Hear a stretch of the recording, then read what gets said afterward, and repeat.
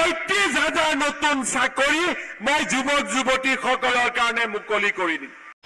নমস্কাৰ বন্ধু, welcome to my YouTube channel Assamese government job. এই মুহূৰ্তত অসমৰ নিবনুৱাসকলৰ বাবে এটা গুৰুত্বপূৰ্ণ ভাল খবৰ আহি গৈছে, কিয়নো অসমৰ নিবনুৱাসকলৰ বাবে মুখ্যমন্ত্ৰী মহোদয়ে কেইবাটাও ভাল খবৰ দিছে। কি ভাল খবৰ দিছে মই সেই কথা আপোনালোকক জনাই দিম। আপোনালোকৰ ভিডিঅ'টো আৰম্ভণিতে আপোনালোকে শুনিছিলে যে মুখ্যমন্ত্ৰী মহোদয়ে কৈছে যে পুনৰ আপোনালোকৰ 35,000 চাকৰি দিয়া হ'ব।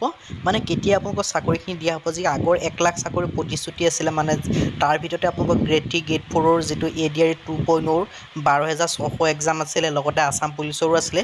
এই সকলোখিনি কথাৰ ওপৰত মুখ্যমন্ত্ৰী মহোদয়ে গুৰুত্বপূৰ্ণ ঘোষণা কৰিছে। মই আপোনালোকক মুখ্যমন্ত্ৰী মহোদয়ৰ বাইটটো শুনাই দিম। শুনাই দিয়াৰ আগতে মই আপোনালোকৰ ভিডিঅ'ত অলপ ডিছকাছ কৰি দিছোঁ কি কথা কৈছে। আপোনালোকে যদি ভিডিঅ'টো ভাল পায় ভিডিঅ'টো লাইক কৰিব, লগতে চেনেলটো ছাবস্ক্ৰাইব কৰি দিব।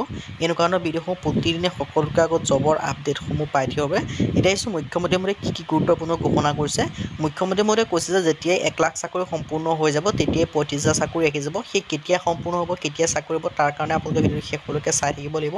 তেতিয়া মই মুখ্যমন্ত্ৰী মহোদয়ে কোৱা বাইটটো শুনাই দিম।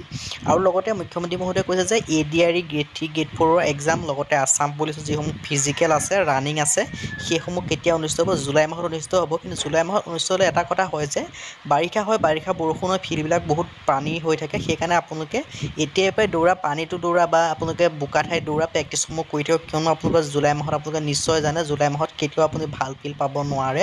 ভাল ফিল্ড পোৱা চান্স প্ৰায় 10% থাকে। 90% আপোনাৰ বোকা মাটি ফিল্ডে পাব আৰু 10% আপোনালোকে ভাল ফিল্ড পোৱা চান্স থাকে। মানে কাৰোবাৰ যদি দিন ভাল থাকে কেতিয়াবা ৰ'দত পৰি যায়, আৰু 90% দিন বেয়াতে পৰে, মানে বাৰিষা সময় জানে জুলাই মাহত বহুতো বৰষুণ হয়। সেইবাবে আপোনালোকে দৌৰা প্ৰেক্টিছো কৰি থাকক আৰু লগতে ৰিটেনৰ কাৰণেও ADR যিসমূহ দিম হৈছে তেওঁলোকে পঢ়া-শুনা কৰি থাকক। এতিয়া আহিছোঁ মুখ্যমন্ত্ৰী মহোদয়ে কেইটা গুৰুত্বপূৰ্ণ ঘোষণা কৰিছে নতুনকৈ 35,000 চাকৰিৰ ওপৰত। সেইখিনি আপোনালোকে ভিডিঅ'টো মুখ্যমন্ত্ৰী মহোদয়ৰ বাইটটো আপোনালোকে শুনি লওক। ইণ্টাৰভিউ জুলাই মাহত হ'ব, শিক্ষকৰ নিযুক্তিও হ'ব।